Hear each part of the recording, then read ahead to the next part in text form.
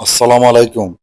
আমার এই অল্প বয়সে আমার জীবনে বাংলাদেশে যতগুলো প্রধানমন্ত্রী দেখছি, প্রায় প্রত্যেকের মধ্যেই কম বেশি ক্ষমতার লোভ, অহংকার, রাগ, হিংসা, টাকার লোভ এগুলা কিন্তু আছে। কিন্তু একমাত্র ডক্টর ইউনূসের মধ্যে এগুলা নাই। ডক্টর ইউনূস সম্পর্কে আমরা সবাই অবগত। তার খ্যাতি, তার সম্মান, তার যশ আমরা সবাই জানি। যাই হোক, গাজীপুর কোনো একটা এলাকায়, আমি নাম বলছি না, আমি শুনেছি এটা ডক্টর ইউনূসের জায়গা। ঠিক আছে? এখানে শত শত কোটি টাকার জমি পড়ে রয়েছে শিল্প এলাকায়। ঠিক আছে? এখানে দেখেন আনসার বাহিনীরা ডিউটি করে। এই যে হচ্ছে আনসার বাহিনীর ক্যাম্প, এখানেই অফিস। ঠিক আছে? কত বড় এরিয়া হয় দেন, ওই দেখা দেয়াল দেয়াল এই পর্যন্ত আশেপাশে মিল ফ্যাক্টরি আছে।